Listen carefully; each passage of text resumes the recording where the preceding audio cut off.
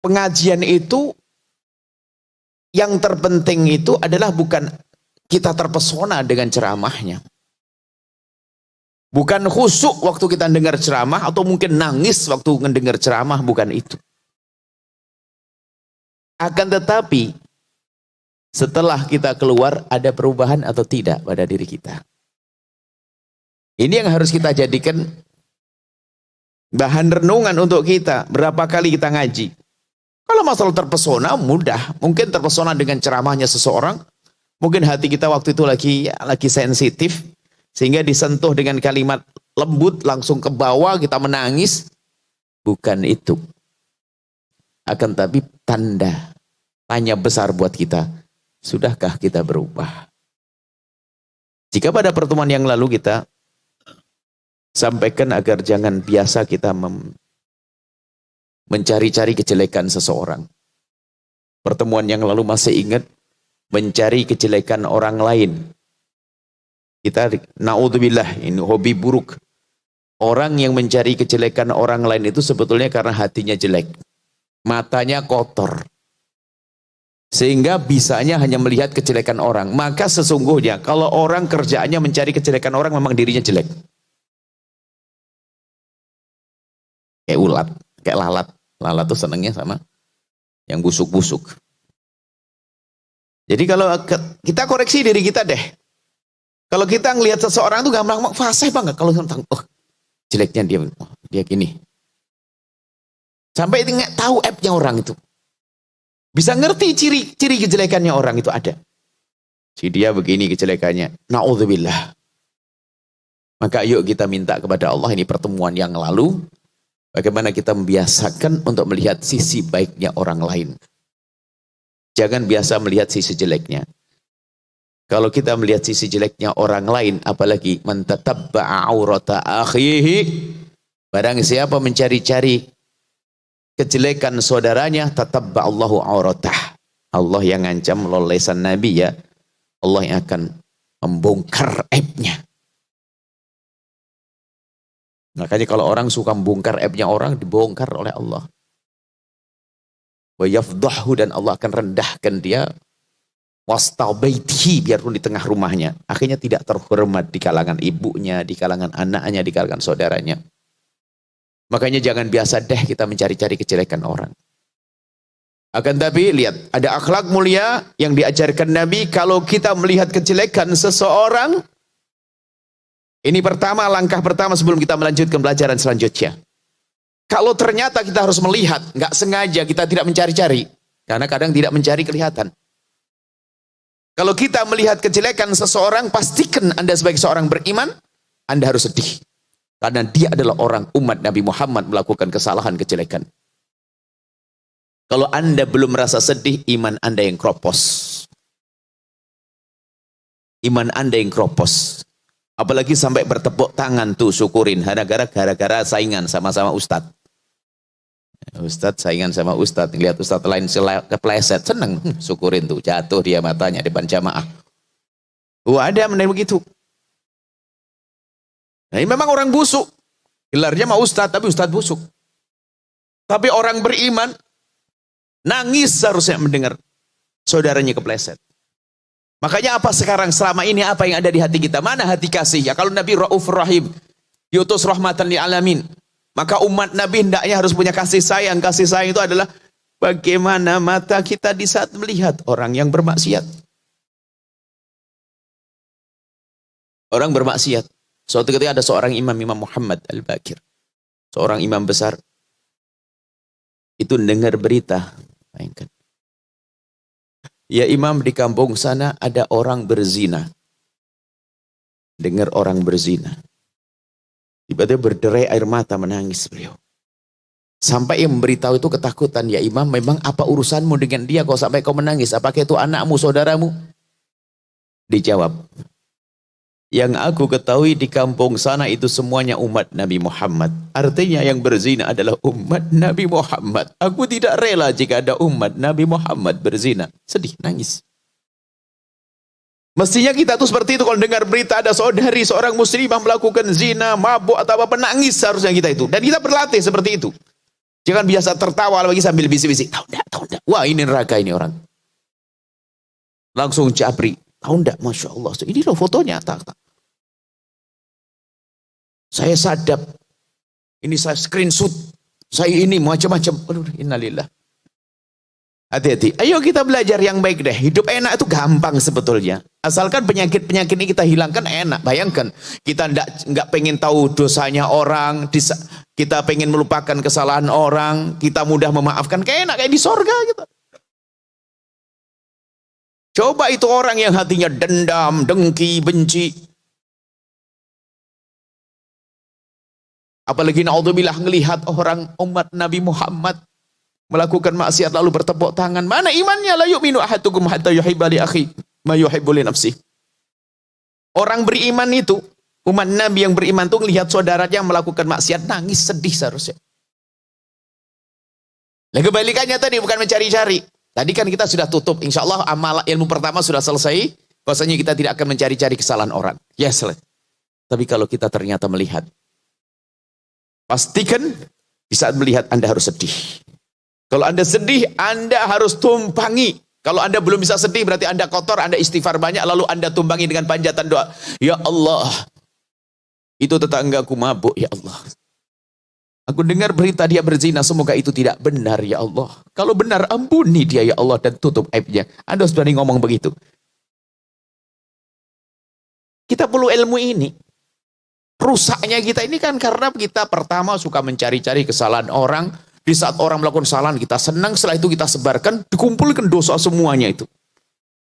Ini kan dosa semua dari mencari kesalahan orang. Dosa. Bertepuk tangan atas kesalahan orang, dosa. Nyebarkan kesalahan orang, dosa. Dan dosanya udah segede-gede semuanya, bukan dosa kecil. Termasuk yang kita bahas, ghibah, menggunjing, itu kan dosa gede. Menggunjing, kita akan mengupas sedikit. Menggunjing, ngomongin kejelekan orang. Orang tuh ngomongin kejelekan orang tuh dasarnya apa sih? Dasarnya dia tahu dulu dong. Kalau sudah hobi, itu dasarnya tahu, bukan sekedar tahu, mencari tahu untuk jadi bahan diskusi obrolan. Tahu enggak? Kemarin. Tahu enggak? Bahkan kalau dia menjadi orang yang paling tahu tentang aibnya seseorang, bisa menjadi idola di antara kawan-kawannya. Wartawan istimewa. Sudahlah, ayo kita semuanya belajar, naudzubillah. Kita minta kepada Allah agar Allah menutup aib saudara kita dari mata kita. Dan kalau lihat, ini tadi kami sampaikan, kalau kita melihat kesalahan siapapun, pastikan itu jadi bahan bagi Anda untuk mengadu di tengah malam. Pastikan kalau Anda belum biasa, pastikan. Dan itu kita diajari semacam itu. Pastikan di malam hari, ya Allah, aku tadi terlanjur melihat berita si fulan, orang itu melakukan dosa, mabuk, ada zina, ada ini, ya Allah. Bahkan termasuk mungkin seorang artis. Makanya saya pun tidak berani gunjing artis. Susah saya minta maafnya. Saya tidak pernah ketemu artis. Saya tidak nyari dia, dia tidak nyari saya. Kan gimana ketemunya? Makanya saya juga nggak mau. Kalau seandainya ada yang mereka bermaksiat, ahli la ilaha illallah, kita doakan. Selagi umat Nabi Muhammad, semoga Allah ampuni. Semoga Allah beri kesadaran. Dan begitu. Apalagi itu adalah sepupu kita. Apalagi itu sahabat kita. Di hidup enak itu kan seperti itu. Cuman Masya Allah, setan nggak seneng. Setan itu menanamkan kebencian di hati kita dengan dibuka mata kita tentang aibnya orang lain. Kita mudah. Ada nasib buruk seseorang kalau dibuka aibnya orang. Setelah dibuka aibnya orang, dia punya kamus kejelekan orang. Tahu semuanya. Masya Allah. Bahkan dia menjadi referensi istimewa. Kalau pengen tahu kejelekan siapa, dia paling tahu. Sehingga kalau ngomong pun juga ceplas-ceplos. Ngomentari orang ceplas-ceplos. Hati jelek semuanya. Baik. Pertama, jangan mencari kejelekan seseorang. Ini sudah dibahas pada pertemuan yang lalu. Kalau ternyata Anda menemukan kejelekan seseorang, tumpangi dengan panjatan doa. Kalau ngomong kepada Allah, jangan kepada teman. Ingat, kalau ngomong kepada teman namanya gunjing. Ya, sudah kepada Allah, kita lihat saja. Langsung ngadep kepada Allah, ya Allah. Ya Allah, itu temanku. Pastikan itu ibadah yang luar biasa besar. Dengan seperti itulah Allah akan menutup aib Anda di akhirat nanti. Nggak diseksa kita. Di dunia dijaga oleh Allah kita. Aib kita akan ditutup oleh Allah.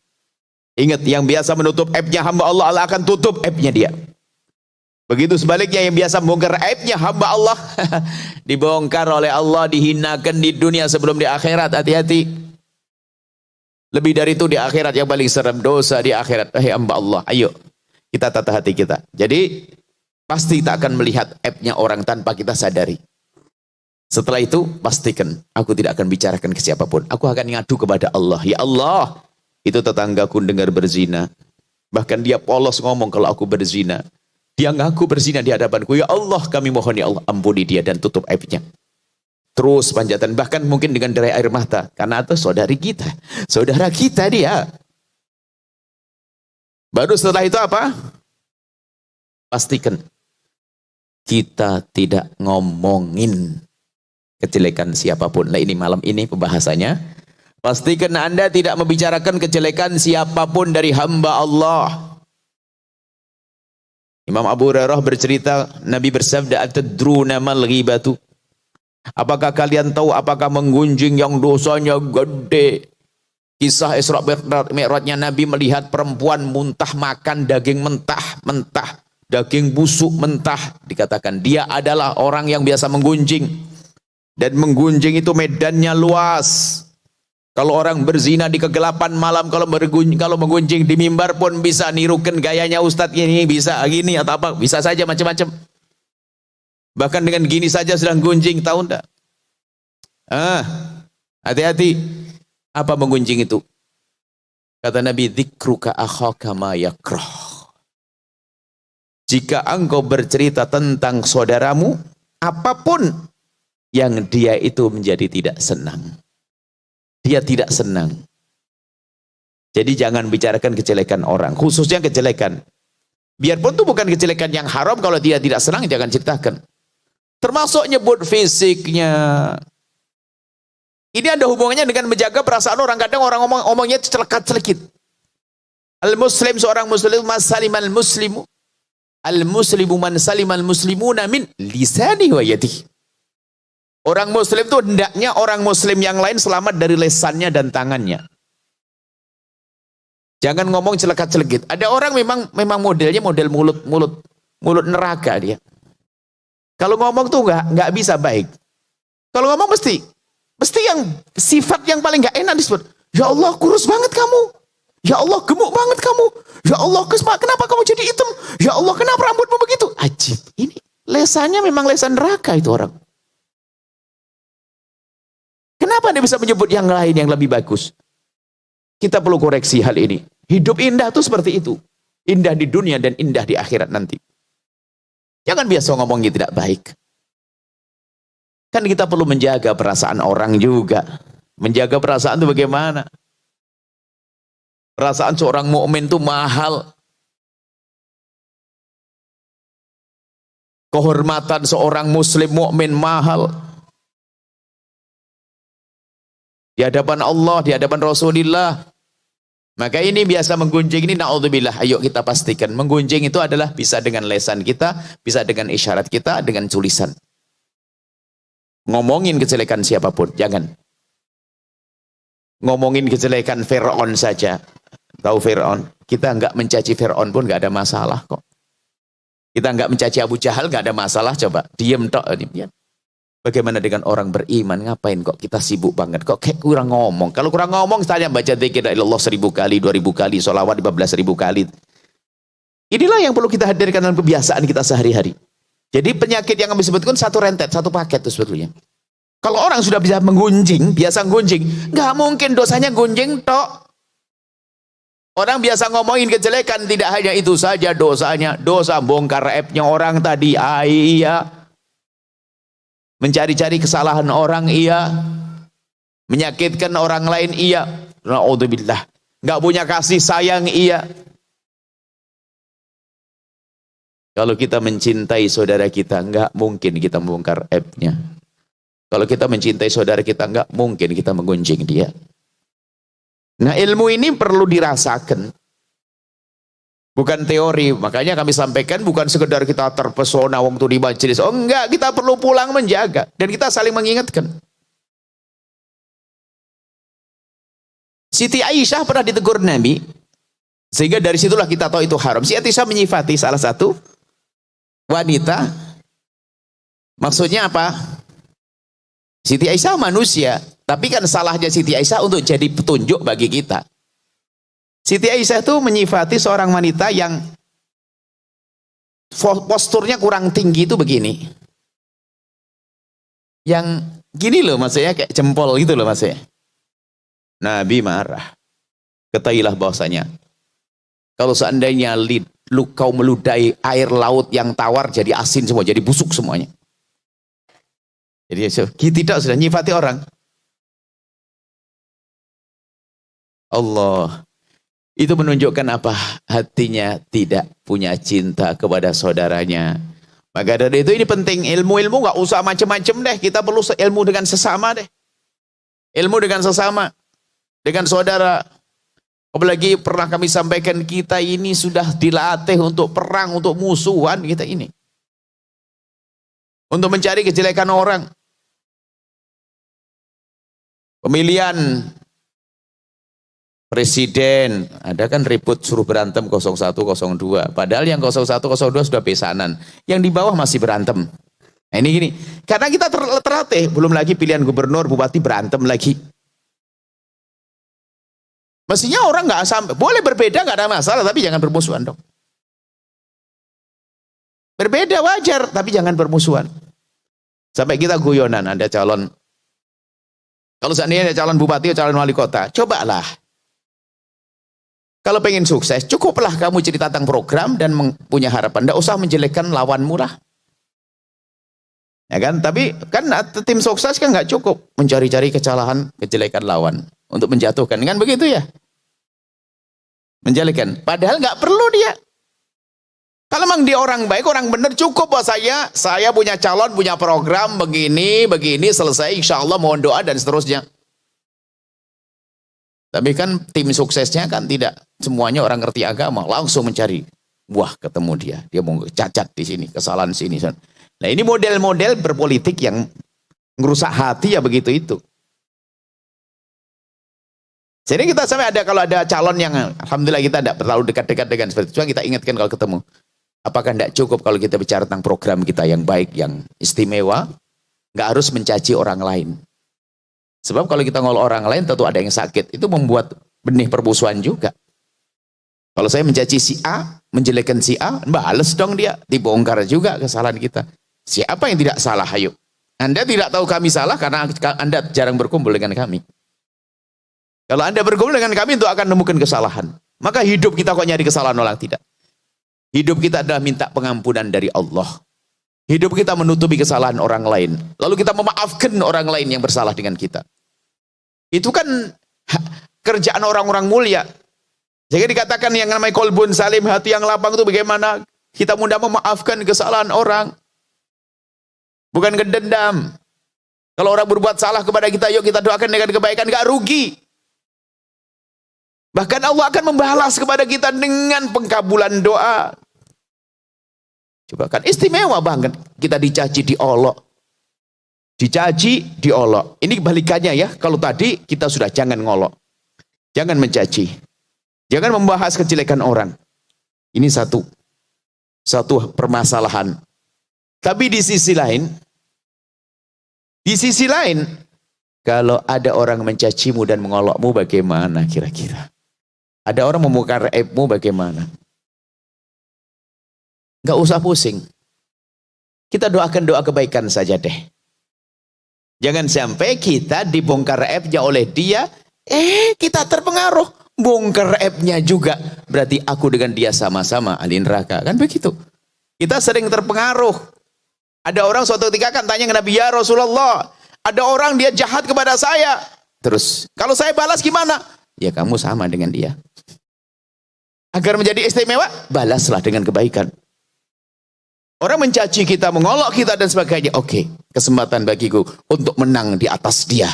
Caci aku, olok aku sesuka hatimu. Tapi aku akan berdoa, ya Allah berikan kepadanya segala kebaikan. Ini akhlak mulia yang diajarkan oleh Nabi SAW.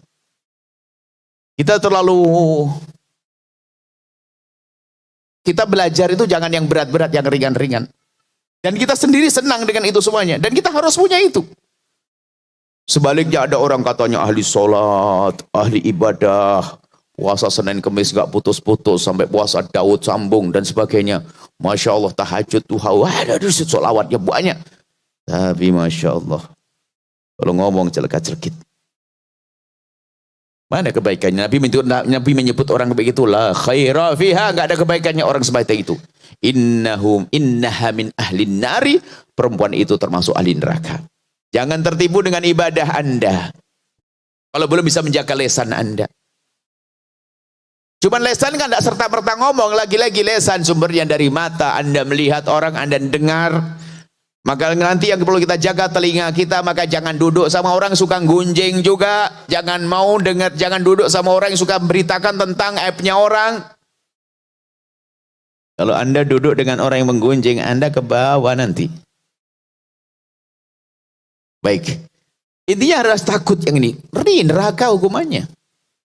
Dan rusak hidup kita, naudzubillah, saling permusuhan, saling mencaci, saling olok dan sebagainya. Subhanallah, ini ilmu ini yang harus dihadirkan. Ilmunya para waliullah itu ilmu sederhana begini ini. Bukan ribuan sholat yang kita kerjakan, bukan ibadah-ibadah yang seperti itu. Ibadah mereka mungkin pas-pasan saja. Pas-pasannya mereka artinya. Cuma yang lebih penting bagi mereka adalah menjaga hati kita. Agar tidak keluar caci maki dari lisan kita. Agar tidak keluar gunjingan. Didosakan di sini. Kalau masih ada kita simpan di hati, kita punya dendam, kita marah, kita simpan di hati, kemudian kita perangi, nggak jadi dosa kok. Bahkan kita perangi. Aku marah betul dengan dia, kurang ajar, tapi aku tidak boleh menampakkan, tidak boleh aku caci dia. Ya Allah, ya Allah. Oh, dia pahala itu. Selagi masih di hati, yang repot kalau sudah keluar di lisan. Baik, inilah yang perlu kami hadirkan dalam pertemuan-pertemuan akhir-akhir ini. Kita waktunya untuk benah hati. Dan itu ilmu berat. Bukan berarti yang ngomong ini sudah oke. Oh, belum. Justru pokoknya Anda kenali pokoknya. Kalau saya sering ngomong sesuatu itu berarti saya takut di situ. Saya ngomong gunjing. Kayaknya saya takut gunjing. Makanya jangan bertanya. Jangan sampai bertanya yang sifatnya gunjing. Ya, Buya, bagaimana pendapat Buya tentang artis itu? Ini kurang ajar ini, ngajari. Bagaimana pendapat tentang ustadz itu? Jangan pakai pendapat ustadz, sudah. Kita bicara yang lain-lain saja, benah diri deh, jangan ngomongin kejelekan orang. Maka majelis kita bebaskan dari itu. Dan juga kami ingatkan yang punya majelis, kami tahu bahasa ini punya majelis, perkumpulan majelis. Kami sampaikan kepada semuanya. Jika majelis Anda ingin lestari, damai dunia akhirat, tolong hindari majelis Anda untuk membincangkan kejelekan orang. Jangan digunakan untuk membincangkan kejelekan orang. Sebab sudah diancam oleh Allah. Kalau sudah membicarakan kejelekan orang, mencari-cari kejelekan orang, Allah akan rusak, hancurkan di tengah-tengahnya. Gak bisa lama. Bahkan di keluarga pun jadi berantakan. Tolong wahai hamba Allah, ayo. Mulai saat ini, kita rantai dari pertama. Jangan mencari kejelekan orang. Pastikan Anda tidak perlu mencari-cari. Pastikan di saat Anda mulai ada penyakit, ada orang hobi. Tangkas betul. Anda punya HP di depan dia 2 menit langsung buka, dia tahu. Bahkan sak tafsirannya. Kalimat kepalanya dia ngerti. Dia begitu. Dan dia bisa menerjemahkan. Ada orang yang cerdas begitu. Kalau ke rumahnya orang, buka buku itu yang paling pertama dibuka, ada buka agenda yang ada di sini. Tahu dia buka sebentar, lap itu sudah tahu app-nya orang. Tolong, kalau Anda termasuk golongan ini, tobat kalau Anda pengen sengsara.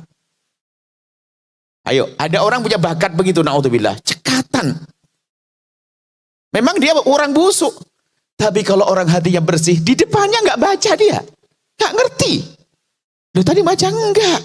Allah dijaga oleh Allah. Tapi si busuk lihat, cerdas banget tuh otaknya. Karena sudah komunikasi dengan iblis. Gampang tahu kejelekan orang, naudzubillah. Tolong koreksi diri Anda, nggak usah nengok orang lain. Anda golongan yang mana? Kalau memang Anda golongan yang jelek, ada waktu untuk tobat malam ini. Kalau Anda golongan yang paling cepat pengen tahu, gampang tahu kejelekan orang, segera tobat. Sebelum dihinakan oleh Allah nanti di akhirat.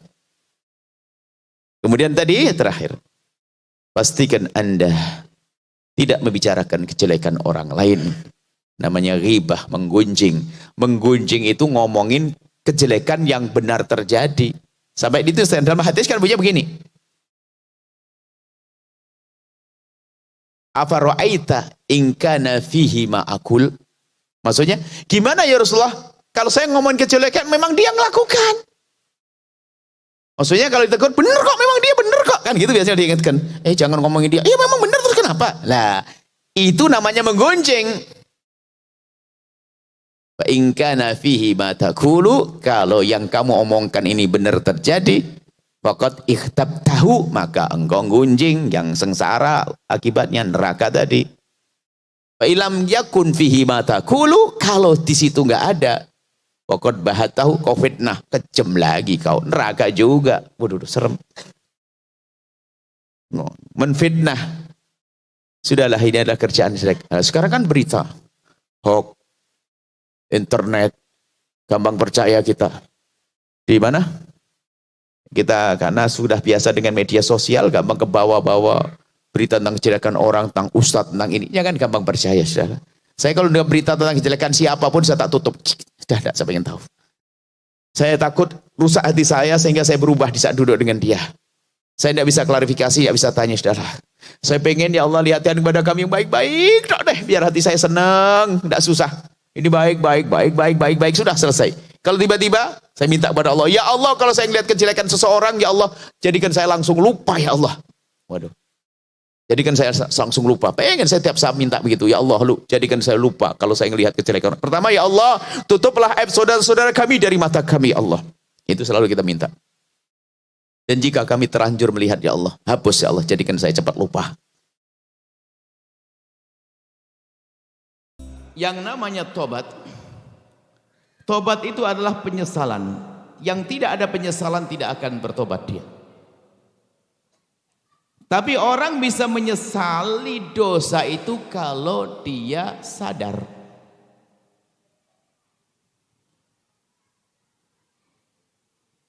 Dan orang bisa sampai kepada kesadaran kalau dia menghadirikan renungan. Artinya langkah pertama untuk tobat itu adalah kita merenungi tentang keadaan kita. Jujur, mata kita sehari ini melihat apa? Kita merenung. Lisan kita ngomong apa? Yang di hati kita apa sih yang bergolak? Apa yang kita merenungi diri kita. Dan kita harus bisa dong. Kita harus buat catatan-catatan semacam itu. Jangan sampai kita merasa tidak punya dosa, sebab dosa yang paling dosa adalah manusia berdosa tapi tidak pernah merasa dosa. Ini repot orang begitu. Tapi baginda Nabi merasa bersalah padahal tidak salah. Oh, itu hebat. Sehingga beliau perlu istighfar 70 kali dalam sehari bukan karena kesalahan mereka. Orang pangkat tinggi bukan dosa tapi beristighfar. Hanya gara-gara terlambat tidak bisa tahajudan bangun malam, pagi nangis dia. Istighfar karena apa? Dia merasa bahwasanya semalam tidak bisa melakukan sunnah tahajud. Padahal bukan kewajiban karena pangkat tinggi. Sudah merasa bersalah. Nah sekarang Anda perlu merenungi diri Anda sendiri. Dan di saat Anda menemukan sudah sampai derajat Anda sadar bahwasanya kita melakukan dosa itu, supaya Anda tidak putus asa, gantungkan harapan Anda dengan kasih sayang Allah. Langsung Anda lihat Allah Maha Pengampun dan Allah Maha Pengasih. Supaya Anda tidak menunda taubat. Sebesar apapun dosa seorang hamba, sungguh mudah bagi Allah untuk mengampuninya. Maka kami sampaikan kepada siapapun yang hadir di sini, jika memang Anda pernah melakukan dosa, bahkan mungkin dosa-dosa, bahkan dosa-dosa besar, ingat, sebesar apapun dosa yang Anda lakukan, pengampunan Allah lebih agung dari itu semua. Dengan catatan Anda menyadari itu semua dan Anda memohon ampun kepada Allah. Sederhana, at-taibu minadz-dzambi kaman la dzambalah. Maka segera bergegaslah, jangan sampai dicabut nyawa kita sebelum diampuni.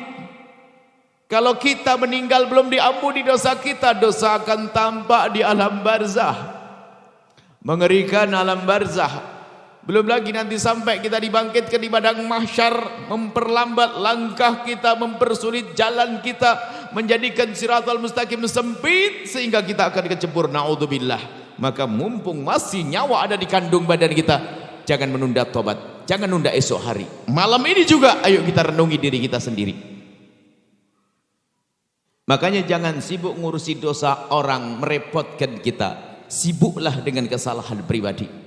Sibuk dengan kesalahan diri.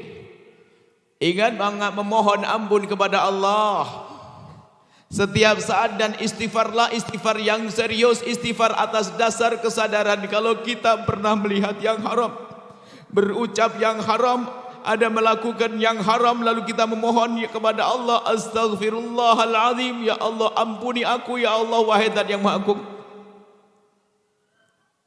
Pastikan Anda sudah bisa. Ambil tempat yang sepi nanti malam, ambil air wudhu, lakukan sholat 2 rakaat. Kemudian anda melanglang, Anda kembali kepada dosa-dosa Anda, dan ingat itu hanya pribadi dengan Allah.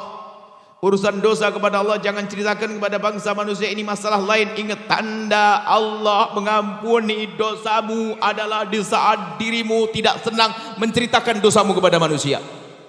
Makanya urusan dosa kepada Allah jangan ceritakan kepada bangsa manusia. Manusia gak bisa memaafkan, manusia bisa meredahkan. Ini babnya lain.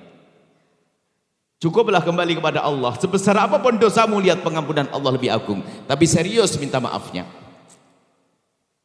Serius minta maafnya. Jadi sering kita punya waktu di malam hari merenungi.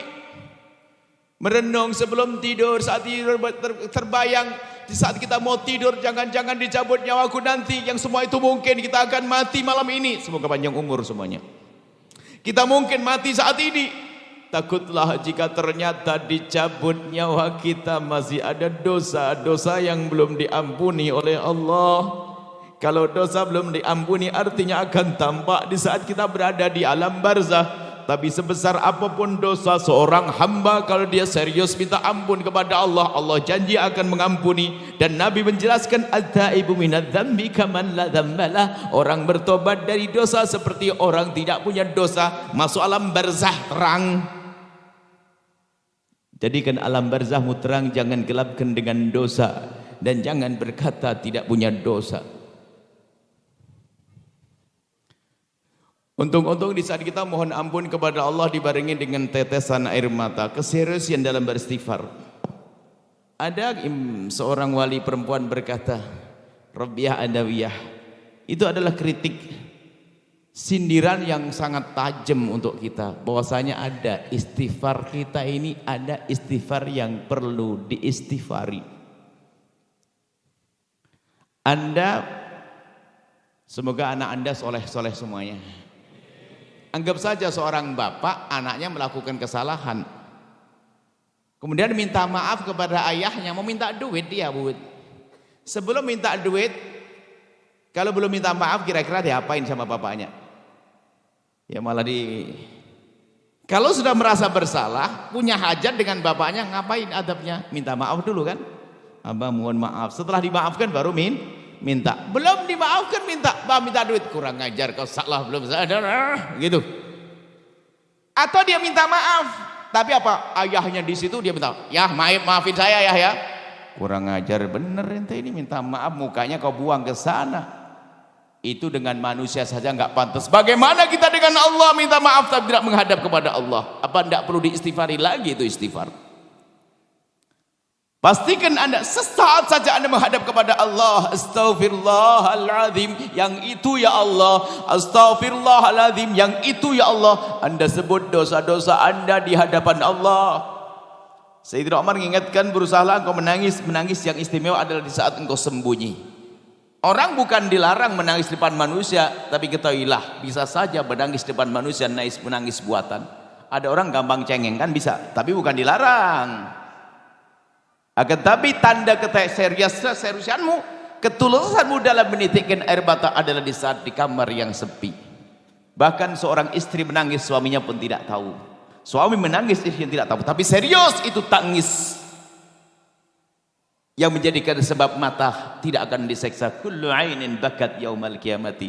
Semua mata itu nangis nanti di akhirat karena banyak dosanya. Illa ainun bakat min khasyatillah, kecuali mata yang waktu di dunia pernah mencucur karena merasa bersalah dan berdosa kemudian memohon ampun.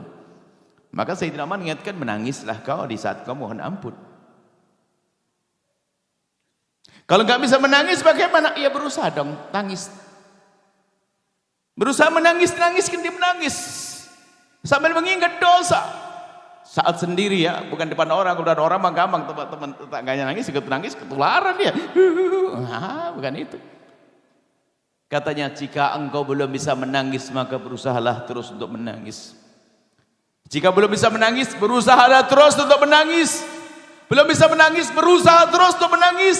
Kalau belum bisa menangis, menangislah engkau karena engkau telah tidak bisa menangis karena sungguh keras hatimu. Ini perlu kita mencoba di saat sendiri. Semua kita ini berdosa, hei hamba Allah.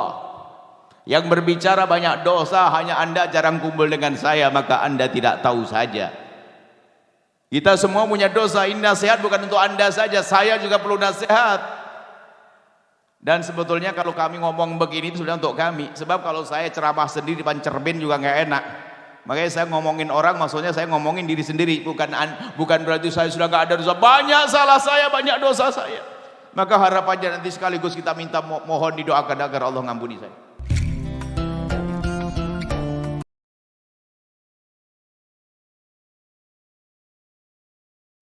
Malam ini kami ingin hadirkan satu makna keindahan. Makna keindahan dalam bersaudara, dalam bersahabat, dan agar kita terjauh dari hal yang menjadikan kita tidak indah, yaitu mahabbah, rahmah, mawaddah di antara saudara. Kita berangkat dari saudara yang sering disebut dengan sambung silaturahim. Banyak orang bermusuhan dengan saudara, tidak akur dengan saudara. Yang tidak bisa baik dengan saudara sangat susah untuk baik kepada yang lainnya, karena saudara itu pendukung untuk baiknya banyak. Ibunya sama, bapaknya sama, saudara. Sehingga orang yang memutus tali persaudaraan itu diancam oleh baginda Nabi, la yadkhulul jannata qati'. Tidak masuk surga orang yang memutus tali persaudaraan. Artinya orang yang memutus tali persaudaraan harus mencicipi neraka. Dan memutus tali persaudaraan menjadi sebab banyak masalah dalam hidupnya, termasuk sempit rizki, susah usaha karena memutus tali persaudaraan. Tapi begitu sebaliknya, barang siapa yang ingin ayyubsatallahu fi rizqih, barang siapa ingin dilapangkan rizkinya, termasuk dilapangkan rizkinya, dipanjangkan umurnya, maka hendaknya dia menyambung tali silaturahim. Tapi jangan sampai motivasi silaturahmi hanya cari duit. Tidak, kita ingin selamat di akhirat. Sebelum kita lanjutkan, tidak usah melihat siapa-siapa. Lihat diriku sendiri. Bagaimana urusanku dengan saudaraku? Kenapa aku bermusuhan dengan saudaraku? Dan ini kadang tertipu. Orang yang paling jahat dengan saudara biasanya dia juga yang paling senang umroh, senang puasa Senin Kemis, senang kumpulan dengan majelis zikir. Cuman tertipu dia, ternyata dia memutus tali persaudaraan. Karena begitulah hebatnya iblis dan setan yang sudah pengalaman mengganggu anak Adam dari masa ke masa. Maka malam ini akan kita benteng itu setan. Kita bikin nangis. Tidak bisa memecah belah di antara kita dengan saudara kita. Ayo kita kembali kepada saudara kita dengan mahabbah, dengan cinta. Maka dari itu jangan lihat orang lain, lihat diriku sendiri. Bagaimana aku dengan abangku, bagaimana aku dengan adikku. Dan kita harus tahu apa yang dimaksud dengan silaturahmi itu. Nabi menyebutkan dalam hadis sahih, laisal wasilu bil mukafi. Penyambung silaturahmi itu, kalau kita ingin sambung silaturahmi dengan saudara itu bukan Laisal wasilu bil mukafi. Silaturahmi itu bukan kita membalas kebaikan orang yang baik sama kita. Bukan di saat adik kita baik sama kita lalu kita balas. Bukan di saat kakak kita baik dengan kita lalu kita balas. Kalau balas kebaikan itu biasa, enteng. Walakinnal wasil, akan tetapi penyambung silaturahmi yang sejati adalah man idza quti'at rahimuhu wasalaha. Barang siapa yang diputus tali persaudaraannya, dijaili, dijahati, justru dia mendekat, ngebaikin dia. Memang ini berat, akan tapi harus kita jalani. Harus kita jalani. Maka langkah-langkahnya kita harus paham bahwasanya silaturahmi itu ada dua. Silaturahmi zahir dengan silaturahmi batin. Kalau orang silaturahmi zahir belum tentu batinnya nyambung loh ya. Maka yang terpenting ternyata batin. Silaturahmi zahir mah biasa kunjung mengunjungi. Bisa jadi kunjung mengunjungi hanya basa-basi saja. Anda pernah mendengar atau bahkan mungkin Anda pernah berkata, yuk ke rumah paman, gak enak, takut keduluan. Cuman gitu saja. Keduluan gak enak. Bukan karena dia rindu untuk sambung silaturahmi. Kita silaturahmi, zahir iya, tazawaru, salinglah kau kunjung mengunjungi. Baginda Nabi yang menyuruh. Akan tetapi tujuannya harus tahu tazawaru, hendaknya kau bisa saling kunjung mengunjungi, tahabu, agar kalian saling mencintai. Tujuannya menghadirkan cinta dengan saudara. Tahadu, salinglah engkau berikan hadiah. Hendaknya kau bisa saling memberikan hadiah. Tujuannya dong, jangan hanya sekedar beri hadiah. Tujuannya harus tahabu, agar kalian saling mencintai. Karena ada orang beri hadiah bukan untuk cinta. Ada orang beri hadiah bukan untuk cinta. Kepentingan urusan dagangnya bisa saja. Seorang punya toko gede, setiap bulan Ramadan bagi-bagi hadiah. Apakah untuk bangun cinta? Mungkin ada membangun cinta, tapi yang banyak adalah agar nanti setelah bulan Syawal belanja lagi kepada dia. Bukan karena cinta. Tapi kita ingin memberikan hadiah untuk mewujudkan cinta. Jadi silaturahmi zahir mah enteng, kunjung mengunjungi gampang. Coba, kalau orang silaturahmi zahir tanpa dibarengi dengan silaturahmi batin, apa hasilnya? Gak ada, bisa jadi silaturahmi zahir yang kita lakukan justru menjadi sebab batin kita rusak. Contoh, silaturahmi keluarga besar Pak Haji siapa? Seorang haji punya keluarga besar. Silaturahmi, perkumpulan, silaturahmi nyembelih kerbau, sapi kan banyak sapi tadi kelihatannya. Nyembelih sapi, silaturahmi keluarga. Cuman karena dia tidak pernah menata hati, waktu silaturahmi pada kumpul semuanya, ternyata semua lirik-lirikan. Ibu-ibunya lirik-lirikan. Hadir begini aja gelangnya dipakai semuanya. Jamnya gede, bajunya pamer, mobilnya, rupanya setelah pulang ke rumah masing-masing, semuanya punya bahan baru untuk menggunjing saudaranya. Karena silaturahminya zahir. Maka kita harus tahu silaturahmi batin itu bagaimana. Sederhana, silaturahmi batin adalah silaturahmi hati sebelum kita silaturahmi zahir. Pastikan Anda sebelum datang ke rumah paman, sebelum bertemu dengan beliau saudara, sebelum ketemu adik, Anda sudah bisa memulai dengan silaturahmi batin. Anda mendoakan. Jadi Anda jangan kunjung ke rumah siapapun, jangan Anda memberi hadiah kepada siapapun, kecuali Anda sudah memulai di tengah malam mendoakan. Mendoakan silaturahmi batin. Anda pengen ke rumah paman, ya Allah, aku besok mau ke rumah pamanku, ya Allah. Berikan kepada pamanku segala kebaikan, ya Allah. Jangan kau tampakkan kepadaku segala yang tidak baik, ya Allah. Angkat derajat pamanku, ya Allah. Doakan terus. Baru besok datang ke tempatnya. Ini yang harus kita mulai. Mulai dari mendoakan saudara. Bukan sekedar kunjung mengunjungi, tidak membuahkan hasil kalau tidak dibarengi dengan niat. Dengan panjatan doa di saat sebelum bertemu, itulah pembersih hati yang sesungguhnya. Kalau Anda belum bisa mendoakan di saat berpisah, di saat kita masih di rumah masing-masing, kalau belum bisa mendoakan, bohong kalau dia silaturahmi menyambung hati sesungguhnya. Enggak ada. Wong doain tidak pakai modal saja nggak bisa kok. Apalagi sampai bertemu harus bawa mobil, pakai bensin, pakai solar, pakai tenaga. Pasti ada sesuatu selain itu. Basa-basi atau nggak enak. Nggak enak kalau nggak datang kita, nggak enak. Wong silaturahmi kok nggak enak. Kepentinganmu hei hamba Allah. Mestinya kita berebut untuk silaturahmi dengan hati. Maka mulailah dengan banyak mendoakan saudara-saudari kita. Khususnya di saat Anda dijailin sama dia. Oh, hati-hati. Di saat kita dijahatin atau Anda dijahatin oleh saudara, awas. Ingat bagi Nabi menyebutkan laisal wasul bil mukafi, nyambung silaturahmi itu bukan membalas kebaikan orang yang berbuat baik kepada kita, bukan. Akan tetapi di saat kita dijahatin sama seseorang, kita membalas kebaikan, itu baru silaturahim. Cuman umumnya kita ini kalau mengunjungi, siapa yang kita kunjungi? Yang enak, yang suka ngasih sama kita. Yang gak enak, dilewatin aja. Yang dia gak enak dengan kita, dilewatin. Wah, ini gak benar kita ini. Justru yang kita utamakan adalah orang yang bikin kesel kepada kita, orang yang bikin masalah kepada kita, orang yang menyakiti hati kita, hendaknya kita dahulukan. Bahkan bukan sekedar kita dahulukan, lebih dalam kita bersilaturahmi. Kalau yang lain kita tidak bawa kue, kita bawakan kue dia.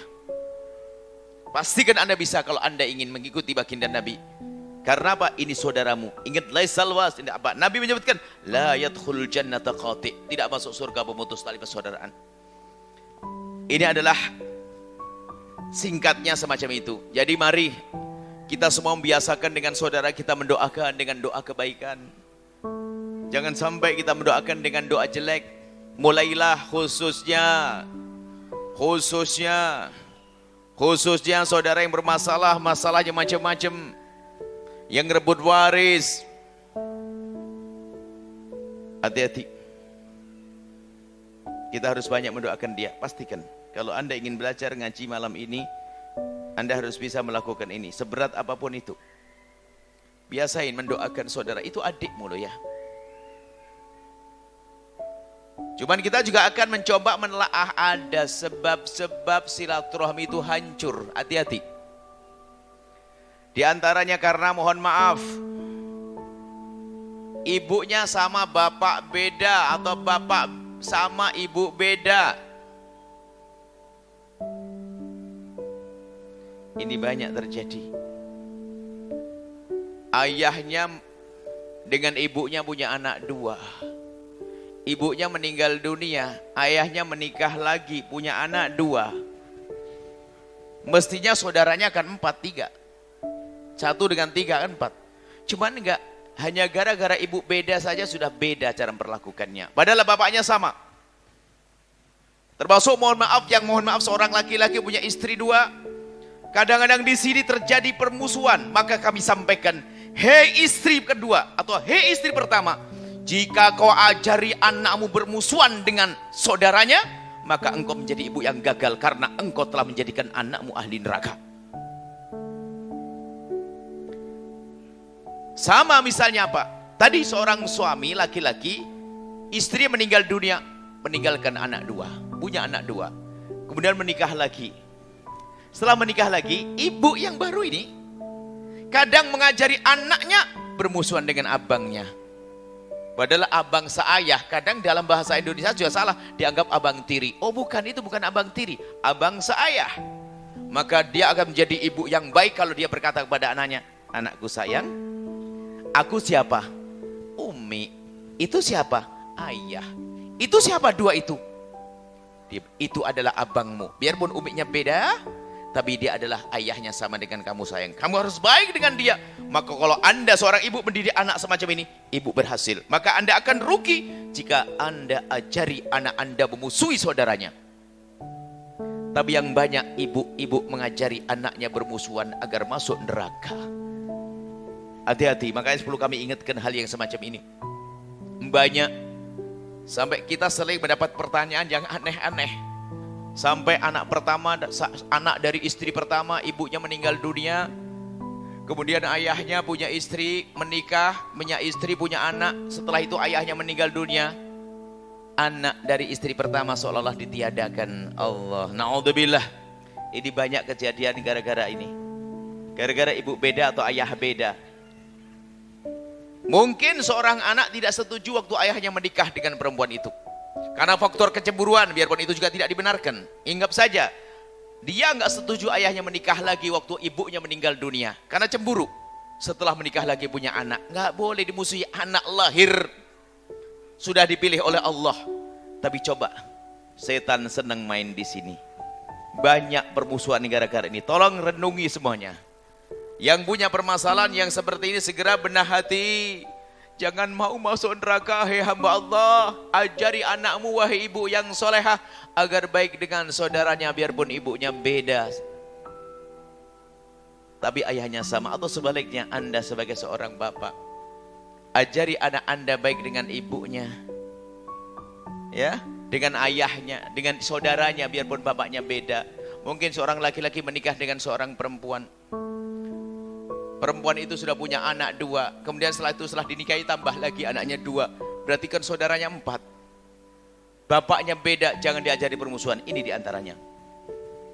Jadi bahan renungan ini nanti. Di antaranya lagi sebab permusuhan adalah warisan. Ini yang harus kita sebutkan sebab paling banyak ini. Warisan. Naudzubillah, kalau sudah rebutan warisan ini Masya Allah, dialah perebut waris adalah ahli neraka yang berjalan di atas bumi. Kalau orang merebut waris saudara itu telah melakukan 3 dosa sekaligus. 1 saja cukup untuk masuk neraka, apalagi 3. Yang pertama adalah mengambil hak saudaranya, jahat dia. Yang kedua memutus tali persaudaraan, jahat dia. Yang ketiga nyakiti ibu bapaknya karena dia telah menyakiti adiknya, maka dia durhaka kepada orang tua. 3 dosa gede. Maka kalau ingin tahu ahli neraka yang berjalan di atas bumi, lihat tuh dia orang yang berebut waris. Naudzubillah, rebutan waris. Hati-hati rebutan waris. Kalau sudah bicara rebutan waris, tidak pandang apakah orang kaya atau orang melarat. Sebab yang gede adalah iblisnya, yang gede setannya. Yang gede setannya, iblisnya. Bukan orang kaya saja yang berebut waris, hei hamba Allah. Orang fakir melarat punya kursi, patah kaki sama tikar robek pun jadi bahan permusuhan. Yang penting aku masuk neraka jahanam. Lihat. Dan tidak pandang apakah itu orang alim atau orang bodoh. Orang alim ternyata seorang ustadz meninggal dunia punya anak 2. Ustadz-ustadz muda berantem rebutan kantin pondok, kantin dayah. Naudzubillah. Itu semua adalah setan yang membisikkannya. Tidak selesai-selesai karena apa? Targetnya memasukkan ke neraka jahanam. Anda tak usah melihat orang lain, akan tapi lihat diri kita sendiri. Jangan-jangan problem itu pada saya. Bahkan kadang ciri orang yang suka merebut warisan itu kadang malah orang yang paling banyak ibadahnya, yang paling alim kadang-kadang. Masya Allah, hebat setan menggoda mereka. Kita sering menemukan problem-problem semacam itu. Masya Allah, luar biasa. Yang paling rajin umroh dia, Allah. Yang paling rajin ibadah, ternyata dia merebut waris ahli neraka yang berjalan di atas bumi. Urusan waris hati-hati, kami sampaikan kalau di rumahmu ada pembagian waris. Yang pertama hendaknya waris segera dibagi, jangan ditunda lama-lama. Kalau ditunda lama setan yang membisikkan. Semula mah nggak ada masalah, cuman karena lama tidak segera dibagi, setan membisikkan. Sehingga di saat salah satu dari mereka cuman bertanya begini, "Bang, rumah ibu kenapa?" Belum selesai nanya sudah dibentak. Nggak tahu kenapa waris kok panas. Memang ada setannya yang gede. Hati-hati, ahli neraka banyak gara-gara warisan. Padahal harta waris kalau Anda ambil dengan benar sesuai dengan aturan waris, itu akan menjadi harta yang sangat penuh berkah. Kenapa? Itu dicari oleh orang tuamu dengan meres keringat, dengan niat untuk muliakan sang anak. Tapi kalau diambil dengan dolim jahat, lihat menjadi orang sengsara, tidak akan bahagia di dunia dan tidak akan bahagia di akhirat. Hati-hati dengan harta waris peninggalan orang tua. Hei hamba Allah. Ini kadang-kadang sebut-sebut gara-gara warisan ini silaturahmi tidak terjalin.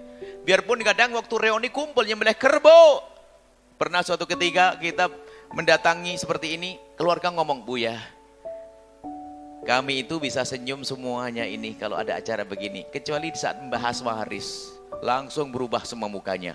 Karena sudah sampai generasi 4 belum dibagi. Sehingga seolah-olah merasa punya semuanya. Padahal kalau dibagi hanya dapat secuil. Karena merasa itu kan repot. Merasa ini kan ada bagi Allah, na'udzubillah, neraka. Maka waris hendaknya segera dibagi. Yang kedua, di dalam pembagian waris pastikan Anda menjadi orang yang paling lembut dan paling pasrah kepada syariah. Kalau Anda mulai ngangkat suara, Anda memicu yang lain mengangkat suara, Anda iblis. Saya sampaikan semacam ini biar Anda masuk surga. Saya harus keras begini karena apa? Capek urusi orang rebutan waris. Kadang yang paling pinter, yang paling alim, hafal Quran kadang-kadang. Na'udzubillah, yang penting masuk neraka jahanam.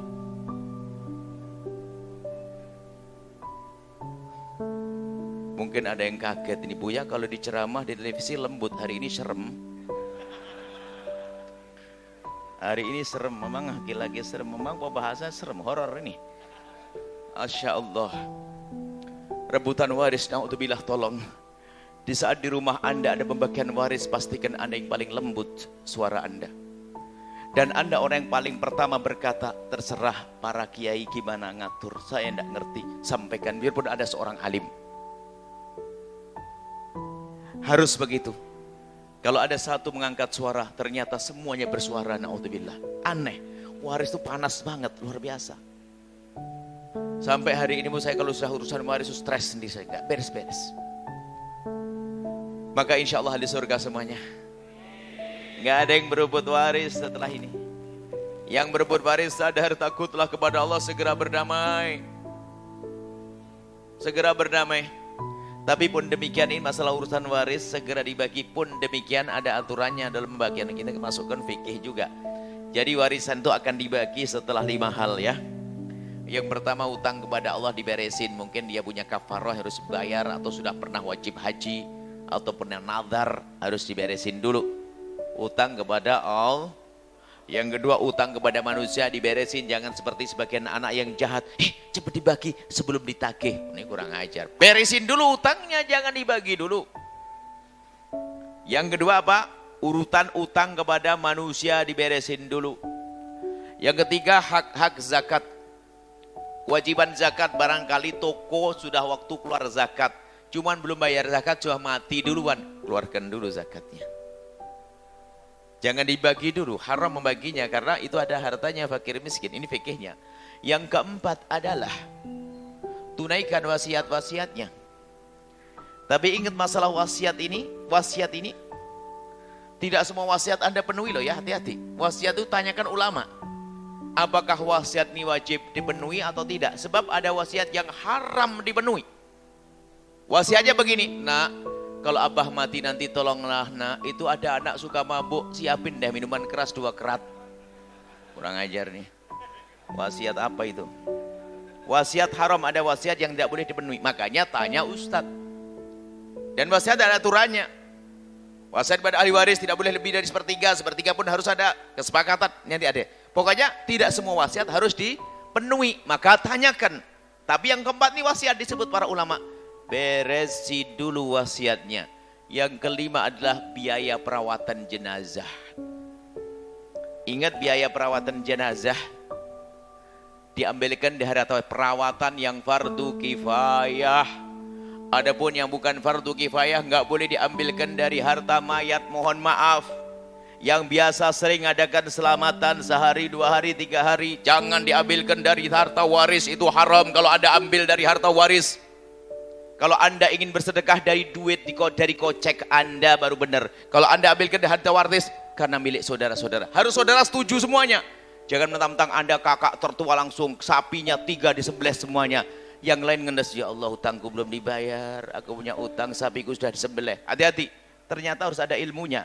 Jangan mentang-mentang wah ini suka ngadain acara tahlilan dan sebagainya seenaknya main sembelih kambing. Tidak, ada ilmunya hei hamba Allah.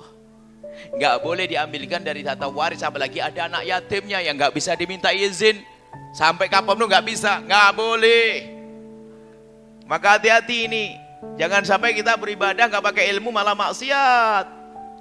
malah menjadikan sebab kita dosa. Apalagi punya utang, belum bayar rumah sakit, dibagi warisnya. Jadi setelah 5 hal ini diantara masalah waris. Kami masukkan bab fikihnya, bahasan fikihnya. Ini sebuah contoh saja masalah waris ini, banyak orang bermusuhan gara-gara waris. Maka sudah kasih kami kunci. Pokoknya di saat dalam rumah keluarga Anda ada pembagian waris, maka jadilah Anda orang yang paling lembut dalam bertutur kata. Yang kedua, pastikan Anda mengatakan terserah para ulama apa yang mereka lakukan. Setelah itu indah, setelah itu Anda yang paling pasrah. Kalaupun seandainya ada hak Anda keambil saudara, segera relakan. Karena hitungannya sudah ada di hadapan Allah. Hitungannya ada di hadapan Allah, maka jangan sampai kita zalim kepada saudara. Kemudian juga ini masalah-masalah semacam itu. Semua yang ada di rumah itu, selagi belum dibagi itu lengkap namanya, nama ahli waris. Biarpun hanya segelas. Gelas itu lengkap, anak pertama, kedua namanya ada sini. Makanya kalau ada satu ngantongin gelas, haram dia. Tapi harus ada pembagian, paling tidak ada penyerahan. Misalnya begini, adik-adikku semuanya, gelas-gelas dan sebagainya, siapa yang mau ngambil, ambil. Harus ada kesepakatan dulu begitu. Atau langsung begini, karena adik kita yang paling bungsu itu yang paling lama ngerawat ibu, perabot rumah tangga untuk dia semuanya gimana? Oke, baru sah. Tapi kalau diam-diam nggak pakai kesepakatan begini, itu juga menjadi sebab permusuhan. Tahu keset? Keset sudah rusak. Mulai kemarin ditendang-tendang begitu. Tak taunya oleh salah satu anaknya diambil, dicuci, taruh di rumah. Apa kata yang lainnya? Loh, kok keset ada di sini? Jangan-jangan yang lain juga dibawa ke sini. Loh. Subhanallah, setannya gede. Urusan waris ini. Jadi insya Allah Anda insya Allah di surga semuanya. Kalaupun Anda yang bermasalah urusan waris, insya Allah setelah ini akan selesai. Kami husnudzon Anda adalah rindu kemuliaan, rindu surga. Biarpun harus Anda berikan mungkin harta Anda, harus Anda bayar mungkin sampai harta habis demi keselamatan di akhirat. Atau paling tidak segera minta maaf untuk minta tempo, adikku tersayang, aku pernah mengambil hartamu, tolong maafkan saya. Nanti insya Allah kalau aku ada rezeki aku akan bayar.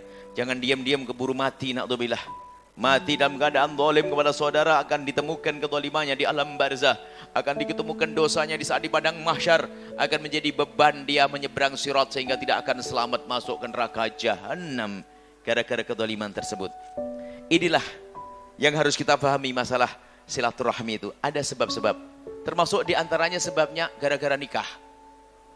Masya Allah, tidak tahu pokoknya sih. Kalau makanya saya lebih senang nyari sebabnya itu. Gara pernikahan itu sudah, Masya Allah, gara nikah sudah dilarang sama suaminya. Kalau kamu biayai adikmu, awas ya. Istrinya diancam sama suaminya. Kalau kamu ngasih-ngasih adikmu, awas ya. Tak taunya ada seorang istri berkata begini, Buya, gimana sih hukumnya suami saya kok ngasih-ngasih adiknya tanpa sepengetahuan saya? Saya tanya, itu duitnya siapa sih Bu? Ya duitnya dia, masa ingat sih? Kalau dia suka-suka, terus kenapa kok kamu marah-marah? Mestinya kamu dukung kalau suamimu berbuat baik pada saudaranya. Ini termasuk rumus yang perlu kami hadirkan. Hei suami, ajari istrimu agar semakin baik dengan saudara-saudarinya, agar dia menjadi ahli surga penyambung silaturahmi. Jangan dilarang kalau berbuat baik. Hei para istri yang solehah, ajari suamimu agar semakin baik dengan saudara-saudarinya, sehingga setelah menikah dengan dirimu semakin baik. Berarti Anda sukses telah menjadikan suamimu suami yang penyambung silaturahmi, berkah, rizkinya banyak. Cuman ada istri yang Masya Allah, kalau sudah suaminya membantu adiknya langsung mukanya cemberut sebulan. Sebetulnya itu adalah jin pakai kerudung dia itu. Ada semacam itu, tapi di sini mah nggak ada. Insya Allah orang solehah semuanya, soleh semuanya insya Allah. Inilah yang bisa kami hadirkan. Kami bisa diskusi ya, silaturahmi baru pertama kami masuk ke sini. Cuman pembahasannya pas gilirannya berat di sini. Tapi begitu ndak harus saya sampaikan. Kenapa? Ya begitulah. Karena kita ya seingatnya aja, kalau ngomong di sini ngomong apa nih yang jadikan Allah. Kami ngomong gini juga Allah. Barangkali ada satu yang punya masalah sehingga setelah ini jadi beres kan begitu. Setelah amat masuk surga insya Allah. Jadi sambung silaturahmi, khususnya itu dengan orang yang jahat sama kita, yang nggak benar sama kita, yang jahil sama kita. Anda dahulukan dia, dan jangan mau ditipu oleh syaitan. Jangan mau ditipu oleh syaitan bermusuhan gara-gara tadi cinta monyet. Tahu monyet? Tapi itulah istilah saya pakai. Cinta monyet itu mungkin dalam istilah Arabnya cinta yang mentah. Sebenarnya bukan cinta, itu hanya kagum saja. Apalagi di usia-usia masa pubertas, kalau bicara tentang cinta belum paham, karena keterbatasan nalar mereka di dalam mencerna yang dicintainya. Maka usia pubertas, usia 14, 15, 16, 17 adalah usia yang sensitif. Rasa kritis belum ada. Yang ada hanya kagum terhadap apa yang dilihat, ganteng, cantik, menarik, cara bicaranya bagus dan sebagainya. Lalu dia mulai senang, ada kecenderungan. Itulah cinta monyet. Kalau dilanjutkan jadi monyet. Dia belum berpikir tentang kesinambungannya nanti, bagaimana mempunyai anak, bagaimana kehidupan. Namanya ini sebenarnya belum cinta sesungguhnya. Makanya ini sebenarnya dalam marhalah cinta belum cinta. Cuman bahasanya orang sekarang adalah dianggap sebagai cinta. Nah, cinta monyet, saya nggak enak pakai istilah ini. Pakai istilah apa yang baru, yang menarik? Cinta yang mentah gitu saja, nggak usah nyebut nama monyet. Ini bukan monyet ini. Cinta yang mentah itu cinta yang belum cinta secara sungguhnya, tapi masih di wilayah namanya kagum, terpesona, melihat cara ngomongnya bijak, wajahnya ganteng atau cantik, kemudian ada kekaguman itu. Makanya kalau dikaitkan, kau mau menikah dengan dia? Belum, mesti gitu dia, karena memang belum ke arah sana. Dia hanya sifat kagum. Dan ini namanya, derajat ini adalah at-ta'alluq. Kalau bahasa Arabnya itu mulai hatinya terpikat dengannya. Belum ngikat, belum, mulai terpikat, belum nancep. Mulai terpikat. Maka para orang tua hati-hati di saat mempunyai anak sudah terlanjur terpikat ini. Jangan sampai jangan sampai seorang tua salah mencabut begitu saja, itu menjadi bencana buat sang anak. Kenapa? Jika kita mencabut seseorang yang telanjur mulai ada ta'aluk tanpa kita sadarkan dulu, maka dia pun sampai kemana tetap dibayang-bayangi hayalannya, sehingga kalau kita beri jodoh orang sebaiknya kayak apapun, dia berkhayal, seandainya aku dengan itu tentu lebih baik, seolah-olah seperti itu. Karena apa? Ini cintanya masih dalam hayal, belum wakil, belum realita. Nalarnya belum jalan, hanya oh senyum indah, ketemu, kejar-kejaran naik sepeda, nanti yang dulu naik sepeda sekarang motor. Jadi ini marhalah saat ini sangat mudah untuk dihentikan. Makanya mari kita tahu bahasanya jangan dilanjutkan dulu, sehingga di saat ada ta'aluk dan kecenderungan, di saat kita ada kecenderungan mulai terikat, belum terikat beneran, maka harus langkah selanjutnya. Ini sangat penting. Apa langkah selanjutnya? Kalau bahasa Inggrisnya iktisyaf. Iktisyaf itu begini, kita cari tahu tentang orang itu. Maka orang tua kalau ingin menjauhkan anak yang sudah terlanjur, naudzubillah, jatuh cinta, bahasanya anak muda, maka langsung nggak boleh, kau nggak boleh ketemu dia, awas ya, dia anak kurang ajar. Oh, tambah jadi dia, nggak bisa. Seperti panah sudah nancep, ditarik, nancep lagi, tambah dalam, malah orang tuanya dilawan itu nanti. Nggak bisa begitu. Akan tapi bakar dulu ini sampai hangus, baru pindahkan ke hati yang lain. Caranya apa? Iktisyaf. Masuk wilayah berikutnya, diskusi dengan akalnya. Jangan langsung ditentang. Wah, nggak boleh kau, awas ya. Kalau kamu dengan dia, pokoknya abah nggak setuju sampai kiamat. Wah, apaan tuh? Akan tapi kita pindahkan dari wilayah ini menuju wilayah ingin tahu, dikasih tahu. Nak, siapa dia nak? Ayo. Diajak bicara tentang kriteria calon suami yang baik. Kau anak gadis, kamu nikah dengan siapa saja? Abah boleh. Abah izinkan, Umi izinkan. Tidak melarang, asalkan dia benar. Dia sama ibu bapaknya baik. Kita sebagai orang tua pun harus mencari tahu dengan dia. Barangkali dia laki-laki baik, gak ada masalah, dilanjutkan kan? Tapi kalau ternyata dia tidak baik, jangan dicaci depan dia. Oh, nggak mau, bela dia. Wong orang lagi gandrung, bela dia. Nggak sholat dibilang rajin sholat. Dia yang salah bilang itu karena saya yang salah, begitu. Padahal belum matang dia. Makanya bahayanya zaman sekarang, di saat zaman ini sudah bisa bertemu lalu melakukan zina, terjerumus. Naudzubillah. Padahal ini adalah masa keterikatan wajar. Dalam sebuah tempat ada mulai kecenderungan, kan begitu wajar. Kita satu kelas saja melihat dari 40 orang satu kelas ada 4 yang mengagumkan. Dari mengagumkan nanti dari 10 ada saya cenderung 1 atau 2. Ada kecocokan. Dari 1 atau 2 disitulah kita mulai sering dengar, sering lirik dia, ngelihat dia dan sebagainya. Itu manusiawi. Cuman kita harus tahu, tidak boleh saya lanjutkan. Setelah saya tahu, oh iya dia betul. Kayaknya saya akan pikirkan untuk mencintai dia. Tapi belum mencintai, saya baru mau mencintai dia. Ada getar-getar di hatiku, saya ingin ketemu dengan dia. Saya selalu dengar suara dia, saya berdebar. Maka sebelum menancap menjadi cinta, aku harus tahu dia. Jangan sampai aku mencintai orang yang salah. Baru nanti pengen tahu tentang dia. Ini yang kena musibah terlanjur tadi. Apa tadi? Jatuh cinta. Yang enggak jatuh cinta mah aman, milihnya mah bebas. Sejagat betul-betul luas, penghuninya betul-betul luas. Kalau orang jatuh cinta tuh gila. Dunia seperti seluas daun kelor. Kalau enggak dia, saya enggak mau, kan begitu. Ditawari yang lain, enggak mau, pokoknya dia. Ditanya lagi, kenapa kok kau mencintai dia? Enggak tahu, pokoknya dia. Ini model-modelnya. Makanya sekarang kita ajak nalar berpikir. Maka kami selalu sampaikan, cinta itu rasional, masuk akal. Cinta urusan akal. Sehingga kami selalu sampaikan, termasuk seharusnya sudah pakai DP itu, jika ada yang mengetuk hatimu, biarkan akalmu yang membukanya. Jangan izinkan suara hatimu membuka.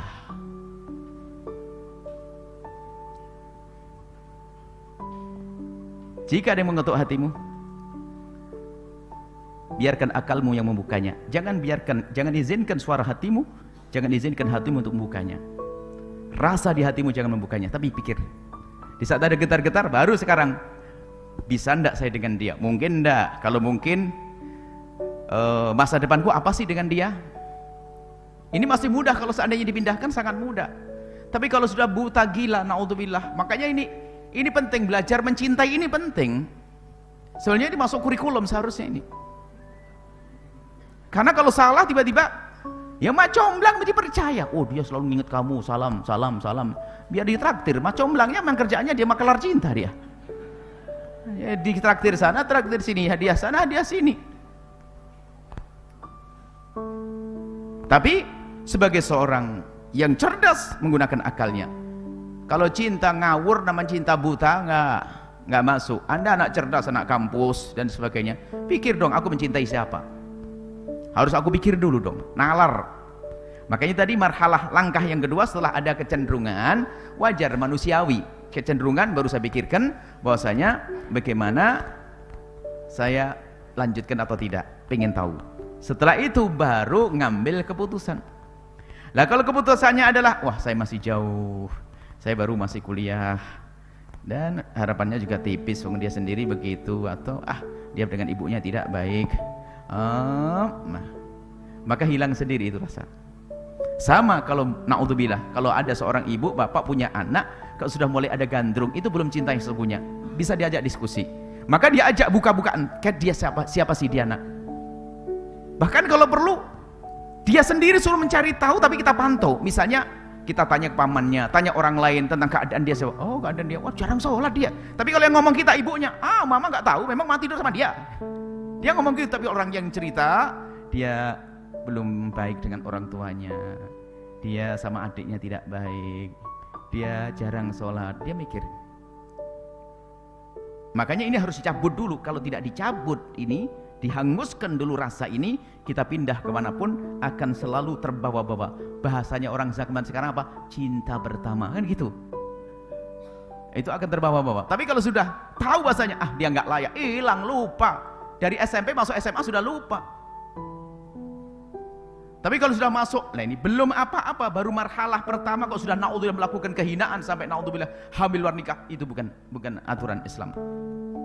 Akan rugi, akan hina, naudzubillah. Makanya kita harus waspada di sini. Di saat ada rasa di hatimu, kalau memang engkau bisa menjaga, wahai anak-anakku semuanya, kosongkan hatimu. Lihat, bangun cinta di atas pernikahan, jangan membangun pernikahan di atas cinta. Itu yang sudah kami suarakan. Bangun cinta di atas pernikahan, jangan membangun pernikahan di atas cinta. Adapun kecenderungan itu adalah wajar, mail, akan tapi untuk memutuskan tidak semudah itu. Yang kalau kita ingin memutuskan mengambil langkah memutuskan, ini harus kita pikir dulu. Nah ini diskusi, makanya sebagai orang tua nanti kalian akan menjadi orang tua. Terbuka untuk diskusi cinta dengan anak-anak itu harus terbuka. Orang tua jangan nutup. Bahkan kita harus ngasih ajang jembar kepada anak-anak, wahai anak-anakku. Kamu sudah dewasa anak, kamu sudah masa puber, pasti kamu ada kecenderungan kepada laki-laki. Tapi upayakan jaga hatimu, jangan sampai ada kecenderungan, kecuali awas. Abah Umi tahu dan kemudian kau pikirkan dengan matang. Jangan asal cinta. Jangan dilarang. Kamu gak boleh ya, awas ya. Bapaknya pun sibuk kerja. Dianya ngomong sama temannya, ada titip salam, halo. Siapa? Dia. Tuh, gantengnya tuh, lihat tuh. Dia setiap hari digituin, dicekoi sama temannya. Akhirnya enggak pakai temannya pun lihat sendiri dia. Seperti itu. Jadi orang tua itu perlu mengajak diskusi masalah ini agar anak kita punya benteng, jangan terlanjur mencintai. Sebelumnya sudah dikasih istilah dalam bahasa kita kan sebenarnya serem semuanya, tapi kok masih aja dilanggar, namanya juga jatuh cintanya. Kena panah asmara itu kan enggak enak semuanya.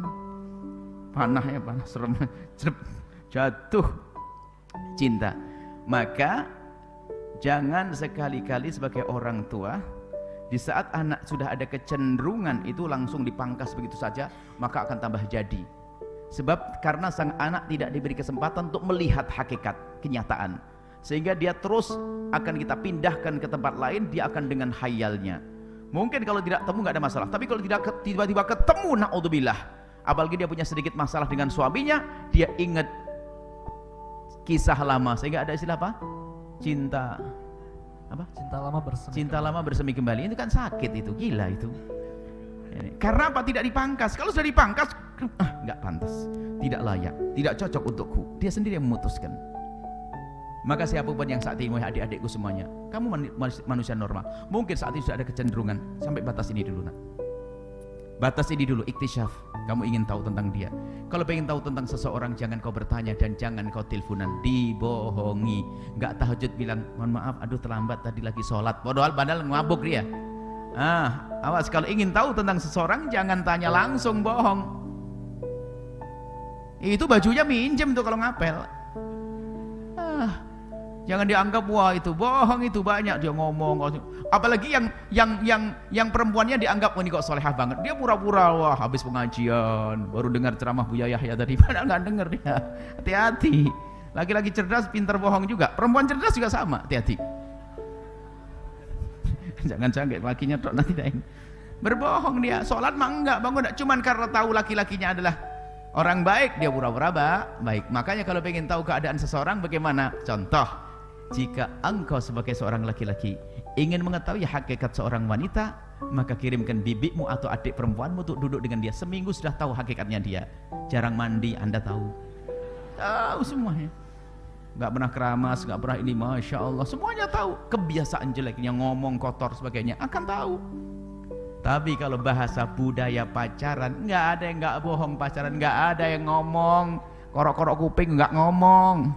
Dia lagi ini nggak ngomong, korengan nggak ngomong, nggak ngomong, sembunyikan semuanya. Dia akan cerita tentang baik-baiknya saja. Maka hindarilah pacaran itu, karena pacaran tidak akan sampai kepada hakikat dia, nggak akan tahu secara sesungguhnya.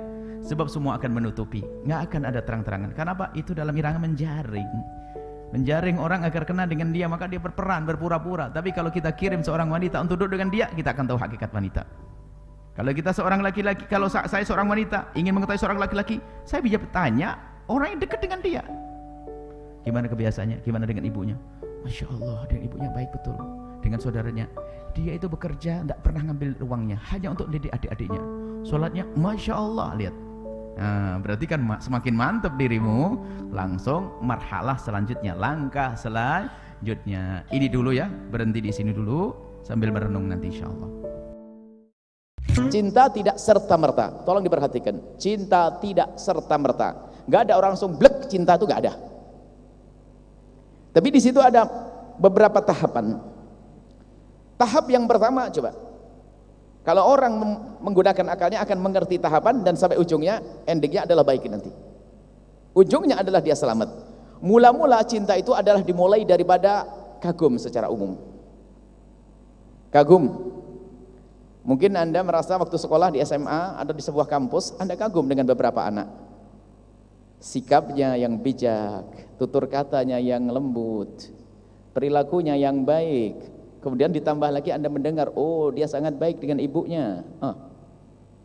Kemudian dia penyabar. Apalagi?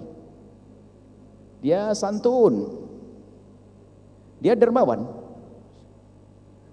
Maka itu yang menjadikan Anda kagum. Mau tidak mau, selagi tidak ada permusuhan dengan dia, ada sanjungan di dalam hati kita. Oh, itu mengagumkan.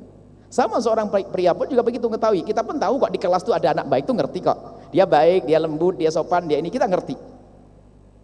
Maka dari sinilah kita membangun cinta. Dari semua yang dikagumi ini, mungkin di kelas itu ada 10 orang yang mengagumkan dari 40 siswa.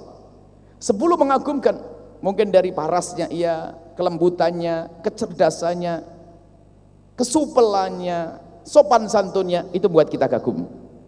Baik, setelah kagum itu coba kalau kita cermati, cinta itu begitu prosesnya sebetulnya. Cuman bisa tidak dikontrol, tiba-tiba malamkah yang ketiga itu salah. Jadi ada tahapan yang pertama kagum, yang kedua adalah kecenderungan kepada salah satunya, yang ketiga mengambil keputusan untuk mencintai, yang keempat berpikir bagaimana mengabadikan cinta. Lah, sekarang yang banyak terjadi tidak pakai proses yang pertama, kedua, langsung yang ketiga, aku mencintai dia. Ini yang banyak, hanya gara-gara majomblang saja. Kamu tahu enggak ada titip salam dari dia? Oh ya, titip salam. Ngirim SMS dia gara-gara ngirim puisi saja, jiplak lagi puisinya. Itu langsung, wah, dilihat berkali-kali, nggak dikontrol lagi. Kemudian setelah itu digojlok sama temennya, lo punya pacar enggak? Hah, kuper lo. Akhirnya terdorong dia untuk menjawab, ya akhirnya coba-coba deh, coba dong, kita harus saling tahu dong. Akhirnya mulai kenalan, ngobrol dan seterusnya, tertipulah dia. Karena apa? Tiba-tiba dia sudah memutuskan sebelum menggunakan akalnya tadi. Tidak lewat fase yang pertama dan kedua, langsung memutuskan aku mencintai dia. Sudah, kalimatnya I love you dan segala macam. Kalau kembali ke belakang mikir dia sebetulnya sadar, kenapa saya mencintai dia? Tapi sudah terlanjur cinta, itulah kalau sudah kena panah asmara itu sudah nggak ngerti gula jawa rasa coklat, dunia seluas daun kelor, nggak peduli apa kata orang tua dilanggar, Allah dilanggar. Itulah kalau sudah mengambil keputusan belum dipikirkan. Maka anak yang cerdas, Anda harus melewati fase-fase ini. Jadi dari yang Anda kagumi semua yang ada di kelas atau di kampung itu sekedar kagum saja, wajar kagum. Kemudian kita mencoba pengen lebih tahu tentang dia, lebih jauh tahu tentang dia, itu wajar. Kemudian pengen tahu gimana keadaan dia dan sebagainya, karena usia Anda adalah usia yang sudah mendekati usia pernikahan, atau memang secara pribadi Anda harus sudah mencarinya. Harus cerdas kita menggunakan, sebelum Anda terlanjur mencintai, nanti repot, susah meninggalkannya. Maka Anda menggunakan itu. Kemudian setelah Anda ada kecenderungan atas dasar kekaguman yang benar tadi. Kagum, baru kecenderungan salah satunya karena apa? Dia lebih dekat. Dan untuk menanamkan kekaguman tidak harus kita tahu langsung, bisa saja cerita dari seseorang atau memang orang itu sudah masyhur di masyarakat. Nggak usah repot-repot. Jangan kita itu mencari orang yang belum jelas, yang sudah masyhur di kampung, masyhur di wilayahnya, di desanya. Ada orang baik atau di sekolah dia orang yang baik, disanjung oleh gurunya, dicintai sama gurunya misalnya. Itu sudah tahu orang kayak begitu, nggak usah repot-repot. Setelah kagum ada kecenderungan. Nah, cenderung inilah sudah mendekati makna keputusan. Baru setelah itu akan memutuskan aku mencintai dia. Kenapa? Kriteria masuk. Dia soleh, dengan ibunya baik, fisik lumayan, apalagi baru memutuskan. Nah, untuk memutuskan ini harus ada hubungannya dengan setelahnya, menjaga kesinambungan. Aku putuskan untuk mencintai dia, ini langsung mengambil langkah selanjutnya, artinya harus ada kesinambungan. Bukan memutuskan tapi penjagaannya nanti, itu hayal. Makanya saya marah kalau ada seseorang ngelamar kepada kami, Buya saya mau ngelamar si dia, kapan kamu nikah? 4 tahun lagi. Kamu gila? 4 tahun? Memutuskan hari ini, 4 tahun baru menikah. Membuka setan untuk mengajak kehinaan, membuka setan untuk membisikkan tentang kemungkaran dengan SMS-nya dan seterusnya. Oh, Masya Allah. Baik, di sini baru langkah yang ketiga Anda mengambil keputusan, dan keputusannya ada hubungan selanjutnya. Pertama adalah orang tua ridho atau enggak.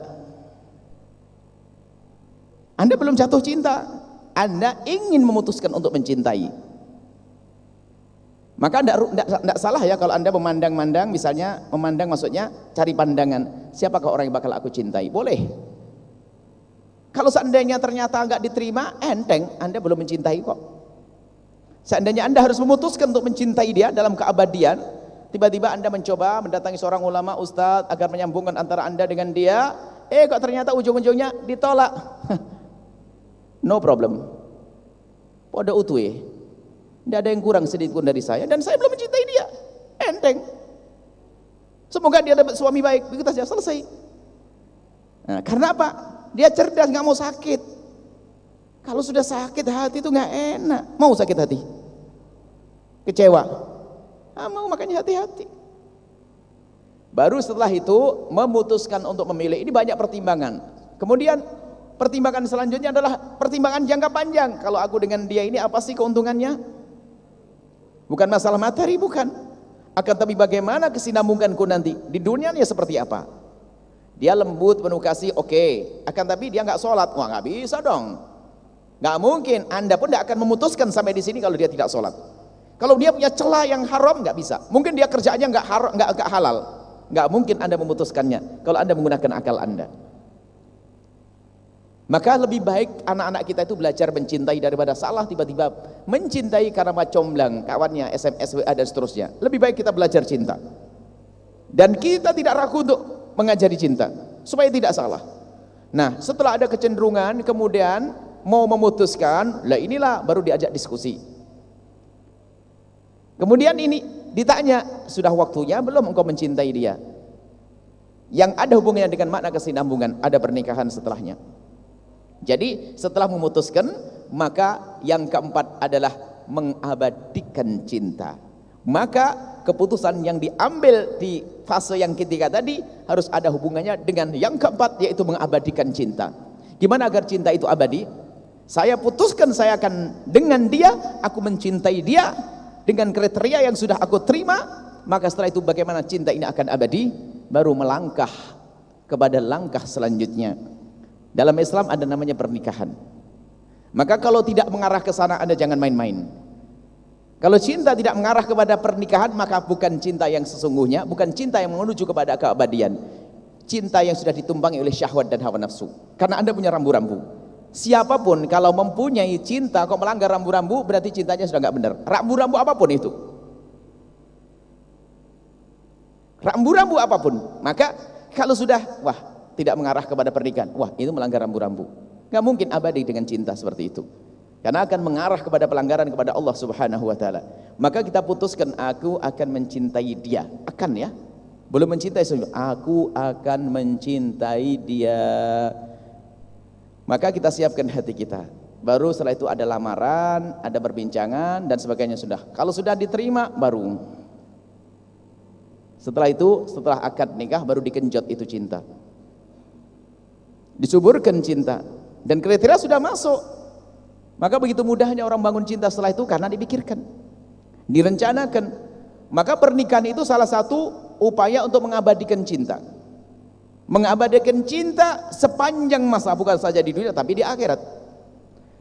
Tapi kalau tidak mengarah kepada pernikahan, awas, itu namanya main-main. Makanya dalam tradisi Islam tidak ada istilah pacaran itu. Pacaran itu cinta model apa kira-kira? Memang ada benih cinta, cuma tidak dipikirkan. Tidak berpikir tentang kesinambungan masa yang akan datang. Jangka panjangnya tidak ada. Dia hanya berpikir bagaimana aku mencintai, setelah aku senang-senang, besok makan bakso bersama, dijemput, ini, kirim puisi dan sebagainya. Nah, itu adalah nggak mengarah kepada program keabadian tadi. Maka itu tertipu orang mencintai semacam itu. Maka kalau memang cinta kita ini benar, tentu akan patuh dengan rambu-rambu demi keabadian cinta. Tapi kalau sudah kita tidak memperhatikan tentang rambu-rambu demi keabadian cinta, maka diragukan tentang kecintaan tersebut. Kenapa? Di saat melanggar rambu-rambu, maka runtuhlah cinta. Yang tersisa adalah syahwat saja nanti. Maka jangan sampai kita itu mencintai ternyata tidak sesungguhnya. kita dikuasai oleh syahwat. Nah, yang banyak anak-anak muda zaman sekarang ini yang sudah terlanjur memutuskan untuk mencintai, tidak didasari dengan fase 1-2, tiba-tiba langsung mencintai. Kadang-kadang orang tuanya bingung. Apanya nak yang bikin kamu cinta kepada dia, mak? Nak, dia ngomong enggak tahu, ma. Duh, kok enggak tahu? Enggak tahu, bingung dia. Ganteng mah enggak. Terus baik juga enggak. Terus karena terbiasa. Dia ikut-ikutan, dia punya pasangan, dianggap jomblo terus, gak punya pacar. Dan dia merasa terpacu untuk cari pasangan asal saja, naudzubillah. Itu bukan budaya Islam. Budaya Islam menggunakan akal, lalu dipadukan dengan syariat nanti.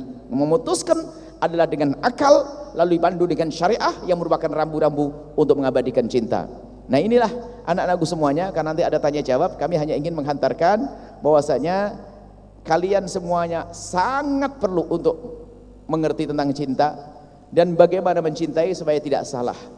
Ada orang tidak tahu bagaimana cara memilihnya, tidak pernah atas dasar fase yang pertama dan kedua, tiba-tiba mencintai begitu saja, makanya cinta buta itu. Kalau cinta buta itu betul gula jawa rasa coklat, bener gak bisa bedain, pokoknya aku cinta dia. Kalau tidak dengan dia nggak mau, sama ibunya diberi yang lebih bagus pun tidak mau, alasannya cinta. Itu bukan dalam Islam, tidak ada.